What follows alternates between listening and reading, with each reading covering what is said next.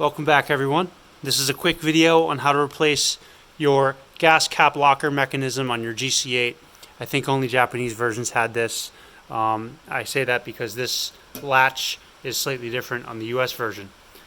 So a tab had broken off my latch. It fell in there. Because of that, the result was this wouldn't stay shut. To get it out is a real pain. What you need to do is take out your interior, back seat, top and bottom, front seat, in this case the driver's seat. And as you can see, these cables run down the length of the car. They clip in along the way, clip in here. They run behind the seat belt buckle all the way up to the popper mechanism. We'll get to that.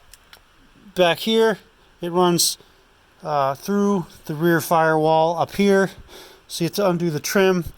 This is a huge job, and it's really not a satisfying one, I have to say. This is the dumbest thing to spend time on. But if you want your gas cap to lock, that's what you have to do. So on both door wells, this trim has to come out.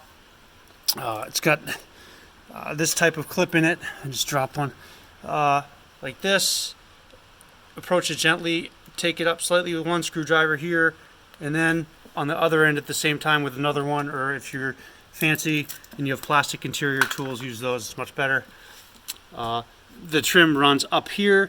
There's 3 clips on the inside, 1 on the outside. Make sure to get all those off. You don't want to crack your old stuff. To pull the seatbelt trim up slightly, and then you have access to everything. The cable gets housed here, and the barrel end of the cable goes in here. This comes out with 2 bolts, so take it out, then you can access it. You have to put the new one in from back to front. So installation is the opposite of removal. This is the new one. This locking tab right here is what broke off and caused that other thing to fall in and not work. So I'm about to put it back together. Just wanted to show everybody while this was apart, that's how you do it. Thanks. See you.